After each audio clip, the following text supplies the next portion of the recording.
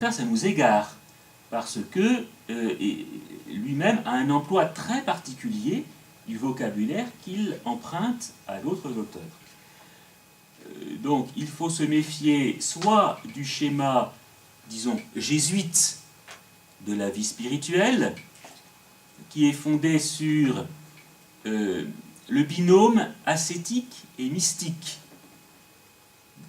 Il y a une centaine d'années, les jésuites de Toulouse ont fondé une revue qui s'appelait la Revue d'ascétique et de mystique. Excellente revue de spiritualité qui a hélas disparu à la fin des années 70, après être devenue revue d'histoire de la spiritualité. Mais ça montre l'orientation, vous voyez, de la manière dont les jésuites voient la vie spirituelle. Le côté ascétique, ce que je fais moi, et le côté mystique, ce que fait Dieu. Ensuite, je prends le relais de mes efforts pour les rendre plus féconds. Ou bien le système dominicain, voie purgative, voie illuminative, voie unitive. On retrouve aussi parfois ce vocabulaire de l'illumination, de l'union, de la purgation chez Jean de la Croix. Mais, encore une fois, il reprend ces expressions dans un sens qui lui est propre et particulier à lui-même.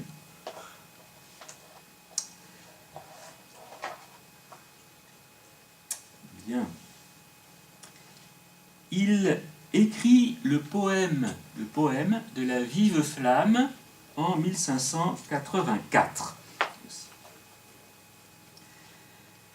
Au cours des années 1584-1585, il écrit rapidement, en quelques semaines ou quelques mois, le commentaire La nuit obscure, le traité de la nuit obscure. Rapidement. Donc, vous voyez, contrairement à la Subida, la nuit obscure est écrite d'un seul jet, rapidement. Et donc, il y a une certaine unité de ce traité qui est cependant inachevée.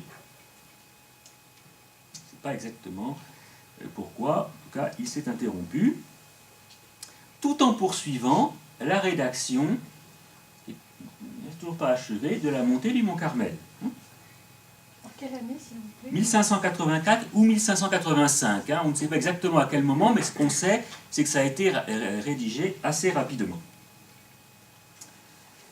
Donc, à la fin de 1585, la montée du Mont Carmel est achevée, non, puisque ça va rester inachevé. Là aussi, 3 traités sur 4 sont inachevés chez Jean de la Croix. Mais en tout cas, il s'arrête au bout d'un certain temps. J'ai ma petite interprétation à ce sujet, je vous la laisse pour ce qu'elle vaut. Je pense qu'il a dû finir par s'ennuyer lui-même de ce qu'il écrivait, parce que de subdivision en subdivision, ça devenait vraiment subtil, son affaire, et je pense qu'il a dû comprendre tout seul qu'il était en train de se fourvoyer et que ça ne pouvait plus guère avancer. Dommage quand même qu'il se soit arrêté si vite, parce que il parlait des fausses joies que peut donner la vie spirituelle elle-même. Et du bon usage, donc, il faut avoir non seulement de la vie spirituelle, mais des moyens qui nous aident à entrer dans la vie spirituelle.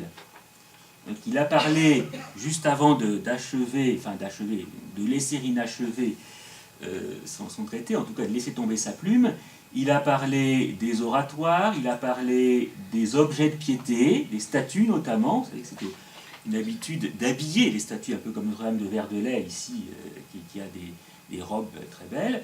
Et Jean de la Croix s'élève un peu contre cette pratique. La dévotion, ça ne consiste pas à jouer à la poupée. Paf. Mais il n'a pas parlé, alors qu'il comptait le faire, il n'a pas parlé des prédicateurs, il n'a pas parlé des sacrements, de l'usage, du bon usage des sacrements. Donc ça manque un peu. Et puis des accompagnateurs spirituels.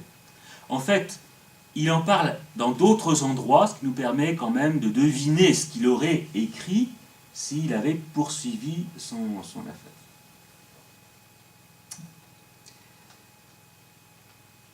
À partir de 1585, donc il s'arrête d'écrire la montée du Mont Carmel, et il commence à réviser son commentaire du Cantique spirituel, qui existe en deux versions, la version A et la version B.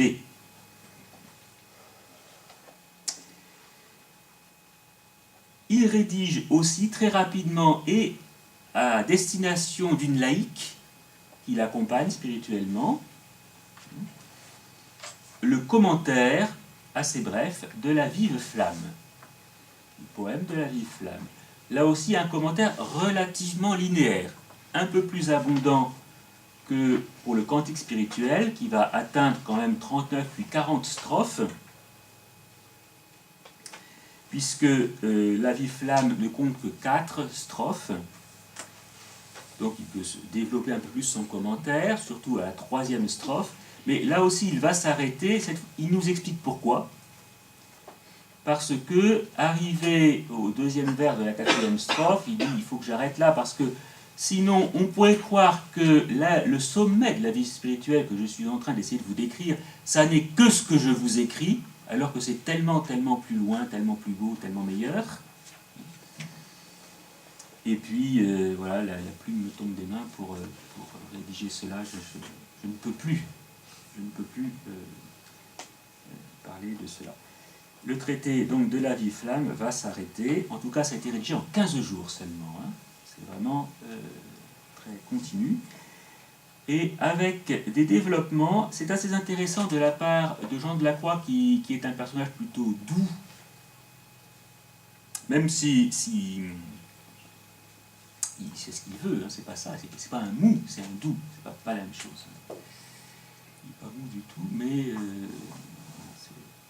c'est pas un homme colérique ou violent, hein, du tout. Et il y a quand même dans la vive flamme, dans le commentaire de la vive flamme, quelques passages polémiques. C'est intéressant. Polémiques contre ceux qui s'opposent à la pratique de l'oraison, contre ceux qui s'imaginent que Dieu ne peut pas s'approcher à ce point de sa créature humaine. Et enfin, contre les mauvais accompagnateurs spirituels. Alors là, il les charge. Hein. Voilà.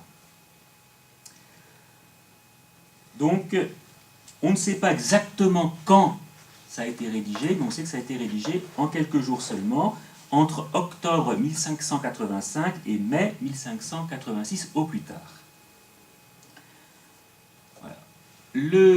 La version B du cantique spirituel est terminée au plus tard en 1588.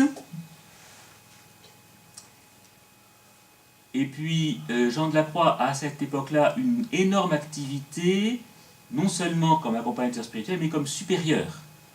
Il est 2e définiteur, c'est-à-dire conseiller provincial, et vicaire pour l'Andalousie. C'est-à-dire que il est chargé des frères Deschaux, réformés par Sainte Thérèse, hein, et des sœurs pour toute l'Andalousie. Donc il doit circuler beaucoup, ça l'occupe énormément. Il arrête pratiquement son activité littéraire, qu'il ne reprendra qu'en 1591, lorsqu'il est déchargé de toute fonction, suite à une espèce de coup d'État du père provincial, puisque ce n'est qu'un provincial des Deschaux. Toujours, il n'y a qu'un seul ordre du Carmel encore, jusqu'à la mort de Jean de la Croix, mais une province séparée pour les frères Déchaussés. Et le père provincial, c'est un Italien, un Génois, le père Doria,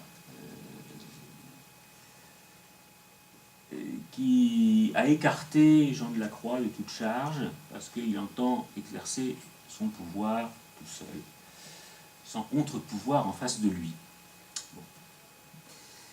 Donc, à ce moment-là, il se remet à écrire et il va reprendre la rédaction de son commentaire de la vive flamme, et ça va être la version B de la vive flamme, qui n'est pas très différente de la version A. Alors que pour le cantique spirituel, les deux versions sont très nettement différentes. Et il meurt donc le 14 décembre, dans la nuit du 13 au 14 décembre 1591. Donc une dizaine d'années après Thérèse d'Avila, il a 49 ans. Comme saint Thomas d'Aquin. Mort à 49 ans aussi. Voilà donc un peu la situation du personnage qu'est Jean de la Croix et la situation de ses écrits. Donc nous allons faire une pause maintenant, à peu près un quart d'heure, et puis après ça nous reprendrons pour que je puisse vous donner quelques éléments sur la spiritualité de Jean de la Croix et la manière de le lire. Et puis, si j'ai un peu de temps, je tâcherai de dire quand même quelques mots sur chacun de ces 4 grands traités de notre Père Saint Jean de la Croix. Voilà, merci.